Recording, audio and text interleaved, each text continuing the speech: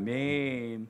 오늘 이거 말씀 가지고 함께 나를 본받으라는 제목으로 말씀의 은혜 나누기 원합니다. 우리는 계속해서 토요일 새벽에 빌립보서 말씀으로 은혜를 나누고 있습니다. 지난주에 사도 바울은 예수께 잡힌 바 된 그것, 예수님께 잡힌 바 된 그것을 잡으려고 자신의 인생의 목표를 두고 달려간다라고 선언하는 모습을 우리는 살펴보았습니다. 그 달려감에 있어서 사도 바울이 세 가지를 이야기하잖아요. 첫 번째는 뒤에 있는 것을 다 잊어버리고 그 모든 것을 잊어버리고 달려간다라고 선언합니다. 이것은 두 가지 의미가 있어요. 우리의 실수나 우리의 죄야 그것에 매이지 않는다는 겁니다. 뿐만 아니라 우리가 잘난 것, 우리의 성공 이런 것을 자랑하는 삶이 아니라 우리에 있는 모든 것들을 다 뒤로 잊어버리고 달려간다. 두 번째는 표대를 향하여 달려간다고 선언합니다. 여러분들, 움직이는 것은 우리의 표대가 되면 안 됩니다. 제가 그 영국 얘기했잖아요. 소가 움직이는데 그 소를 두고 그 밭을 가면요 삐뚤삐뚤할 수밖에 없어요. 여러분, 세상은 다 변합니다. 세상의 가치는 다 변해요. 그러나 우리 주님은 변하지 않습니다. 그러기에 우리 주님이 우리 인생의 표대가 되어야 돼요. 그 표대를 향하여 달려간다. 세 번째로는 부르심의 상으로 달려간다라고 선언합니다. 우리에게 영원한 상이 있다는 거예요. 세상의 평가가 아니라 주님이 주시는 상, 주님의 평가가 있다는 겁니다. 그것을 바라보는 인생이 되어야 된다는 거예요. 그렇게 최선을 향하여 달려가야 될 이유가 바로 상 주심을 바라볼 때에 우리는 더욱더 믿음의 길, 주의 놀라운 은혜의 길을 달려갈 수 있다는 거예요. 그렇게 사도 바울은 최선을 다하여 주님이 주시는 그 목표와 비전을 향하여 달려간다라고 말씀하신 이후에 오늘 이 본문의 말씀이 등장합니다. 17절 말씀입니다. 읽겠습니다. 시작. 형제들아, 너희는 함께 나를 본받으라. 그리고 너희가 우리를 본받은 것처럼 그와 같이 행하는 자들을 눈여겨보라. 아멘. 여기서 사도 바울은 뭐라고 얘기하느냐? 그렇게 내가 달려간다라고 하고 말씀을 하면서 그렇게 달리는 모습을 빌립보 성도들에게 뭐라고 얘기해요? 나를 본받으라. 사랑하는 여러분, 성경을 보면 우리가 본받지 말아야 될 것과 본받아야 될 것에 대하여 분명하게 말씀하는 것을 볼 수 있습니다. 특별히 로마서 12장 2절 말씀 보면 너희는 이 세대를 본받지 말라라고 분명하게 선언하는 것을 볼 수 있어요. 무슨 말이에요? 세상의 가치, 어떤 생각 없이 따라가는 그런 것들을 본받으면 안 된다는 거죠. 세상의 풍조를 닮아가면 안 된다는 것을 경고합니다. 뿐만 아니라 로마서 15장 5절 말씀 보면 하나님이 너희로 그리스도 예수를 본받아라고 선언을 합니다. 그러니까 우리가 본받아야 될 예수님이 있다는 것을 얘기하고 있어요. 세상이 아니라 예수님을 본받아야 된다라고 선언한 것을 우린 성경을 통해서 볼 수 있어요. 그러니까 우리가 본받지 말아야 될 것, 본받아야 될 것, 이게 분명하다는 거죠. 근데 오늘 말씀은 뭐래요? 사도 바울이 나를 본받으래요. 여러분이 놀라운 표현 아닙니까? 대단한 표현 아니에요? 아니, 예수님을 본받으라. 물론 그렇게 얘기할 수 있죠. 그런데 어떻게 나를 본받으라고 그래요? 혹시 사도 바울이 교만해져가지고 자기의 의를 의로 여기고 의로운 자로 여기고 이렇기 때문일까요? 아닙니다. 결코 그렇지 않아요. 여기서 사도 바울이 본받으라고 하는 것은요, 자기가 완전하고 자기가 의롭기 때문에 본받으라는 게 아니에요. 비록 자신이 죄인 중에 괴수이지만 내가 믿고 있는 것, 자신이 믿고 있는 것, 자신이 행하고 있는 그 신앙생활과 그 자세를 본받으라는 거예요. 우리가 이 세상을 살면서 누군가에게 반드시 영향을 받고 살아갑니다. 남편과 아내도 그렇고요, 자식도 마찬가지죠. 우리는 누구에게나 영향을 받고 영향을 주고 살아갈 수밖에 없어요. 이것을 영향력이라고 하고요, 그렇게 영향을 받는 존재에 대하여 닮고 싶은 존재를 롤모델이라고 표현하죠. 즉 우리는 이 세상에서 누군가에게 영향을 받을 수밖에 없어요. 그 또한 영향을 줄 수밖에 없어요. 그리고 그렇게 서로 영향을 주고받는 가운데 어떻게 돼요? 닮아가요. 사회학에서 이렇게 서로 닮아간다라고 하는 롤모델에 대하여 세 가지 영향력을 얘기해요. 첫 번째는 뭐냐면 관찰과 학습이라고 하는 영향력이에요. 이건 뭐냐면 그 모습을 보는 거예요. 관찰하는 거예요. 특히 아이들이 그렇잖아요. 엄마 하는 거 그대로 따라 하잖아요. 그러니까 어떤 모습이든지 그것을 관찰하고 그것을 학습하고 따라하는 거죠. 두 번째는요, 행동 제어의 영향력인데, 이것은 쉽게 말하면 그 롤모델이 그렇게 행동하냐 안 하냐 그것만 보는 것이 아니라 그 롤모델을 대상을 두고 내가 하고 싶은 것을 제어하거나 더하거나 하는 것에 행동을 얘기하는 겁니다. 첫 번째는 건요, 단순하게 그냥 따라하는 거라면, 두 번째는 그 롤모델과 그 영향력에 따라서 영향을 받는 거예요. 마지막 과정이 있습니다. 그게 뭔지 아세요? 동일시예요. 아이덴티피케이션. 그러니까 내가 그 사람과 똑같은 사람, 동일한 사람으로 생각하는 거죠. 그렇게 행동하는 거예요. 이게 동일시, 롤모델에서 세 가지 단계예요. 여러분, 어머니들 그러면 우리 어렸을 때 그런 거 있잖아요. 아이들이 밖에서 놀다 하면 누구랑 놀았는지 금방 알아요.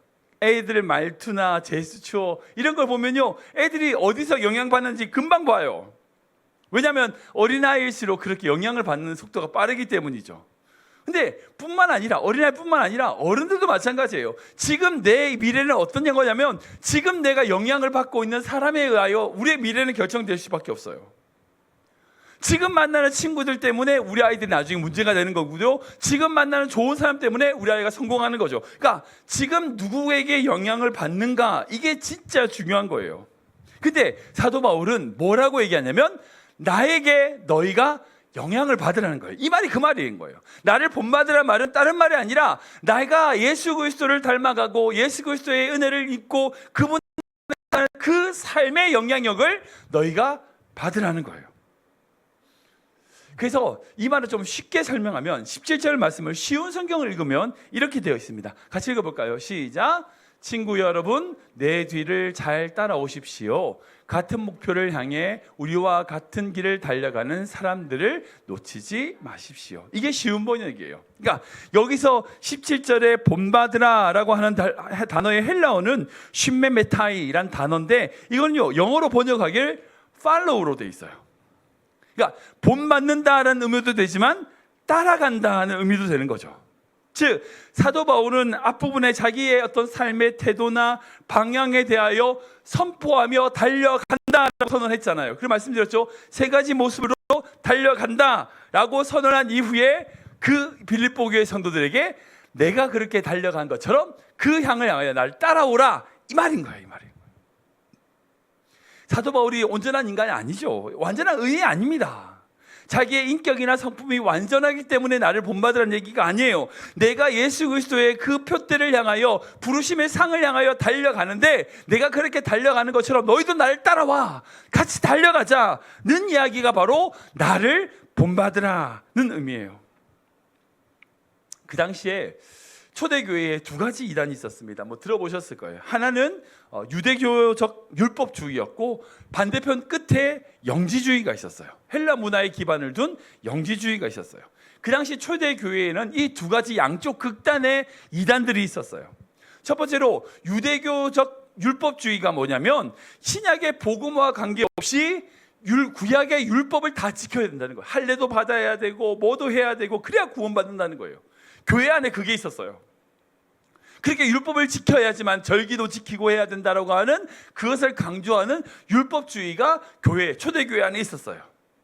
그것만 있었냐? 또 반대쪽 극단적인 게 있었어요. 이게 뭐냐면 영지주의인데, 이것은요, 영과 육을 구분시키는 거예요. 영으로 구원을 받고 나면 육으로 어떤 행동을 하든지 상관없이 그 영의 구원은 흔들리지 않는다는 거예요. 왜냐하면 영은 거룩하고 육은 속된 거니까. 이것을 이분법적으로 구분해가지고 내가 영으로 구원받았으면 육으로 무슨 짓을 하든 상관없다는 거예요. 한번 구원받은 것은 취소되지 않는다는 거예요. 율법이 무가치해져 버린 거죠. 마음대로 살자, 마음대로 뭐 쾌락을 즐기고 이렇게 해도 상관없는 거예요. 이 모두가 다 양극단의 이단인 거죠. 그러니까 사도 바울이 로마서나 갈라디아서 그렇게 율법에 대하여, 하나님의 복음에 대하여 변증하면서 이 두 가지의 그 양쪽 극단을 사이에 두고 복음의 예리한 길을 걸어가는 것을 볼 수 있어요. 우리는 이미 구원을 받았지만 아직 구원받지 못한 존재, 이미 하나님의 은혜로 구원을 받았기에 그 구원을 받은 자로서 당당하지만 또한 날마다 우리의 구원을 이루어야 되는 존재, 마치 날카로운 그 산등성이라고 하죠. 그것을 걸어가는 것처럼 그 믿음의 길이 있다는 거예요. 그 길을 너희가 나를 따라오라는 거죠. 사도 바울이 걸어갔던 그 믿음의 길, 그 믿음의 모습을 우리가 본받기를 원합니다. 율법주의에 빠지지 않고요, 그 방탕한 허무주의에 빠지지 않고 정말 나를 구원하신 그 십자가의 은만을 붙들고 날마다 감사하며 구원받은 자로서 그 구원을 누리고, 또한 그 구원을 누리기에 삶으로 하나님의 영광을 드러내는 자, 여러분, 그것이 바로 사도 바울이 얘기했던 복음의 능력이고 복음의 힘인 거예요. 저는 우리의 모든 성도님들이 그 복음으로 사는 귀한 믿음의 성도 되시길 주님 이름으로 축원합니다. 말씀 정리하겠습니다. 오늘 말씀에서 사도 바울은 나를 본받으라, 자신을 본받으라는 말씀은요, 어떻게 보면 빌립보 교회 성도들을 위한 한 말씀이 아니에요. 여러분들 마라톤 같은 거 보면 그런 거 있죠. 좋은 결과가 나오기 위해서는 같이 뛰는 선수가 있어야 돼요. 뭐 마라톤뿐 아니라 모든 경기가 다 마찬가지죠. 무슨 사격도 그렇고 뭐 무슨 축구도 그렇고 모든 경기에 있어서 그냥 혼자 너무 잘하면 기록이 좋지 않아요. 근데 마치 경쟁하는 누군가가 함께 달려주면 어떻게 돼요? 더 좋은 경기력을 가질 수 있잖아요. 지금 사도 바울은 하나님이 주시는 부르심의 상을 향하여, 표대를 향하여 뒤에 있는 것을 잊어버리고 달려가고 있습니다. 근데 혼자 달리는 것처럼 느껴지는 이 사도 바울에게 빌립보 교회 성도들이 어떻게 해요? 같이 뛰자, 같이 달리자는 거예요. 그러니까 이런 관점에서 본다면 나를 본받으라는 말은 그 빌립보 교회 성도들을 위해 한 말이 아니에요. 누굴 위한 말이에요? 바울 자신을 위한 말이에요.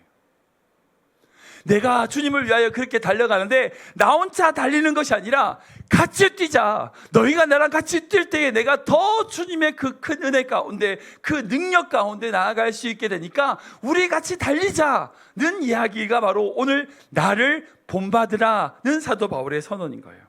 우리가 이 믿음 가져야 됩니다. 여기 중요한 것은요, 함께예요. 함께. 이거 다음 주에 제가 나누겠지만 우리가 주님을 본받는 것에 있어서는요, 함께 본받는 거예요. 함께 달려가는 겁니다. 함께 손잡고 주님을 위하여 나아가는 거예요. 이것이 바로 우리 주님이 우리에게 원하시는 공동체고요, 교회고요, 바로 신앙생활이라는 것을 기억하시기 바랍니다. 정말 주님을 향하여 달려가는 믿음의 성도, 정말 주님이 기뻐하시는 귀한 성도 되시길 주님 이름으로 축원합니다.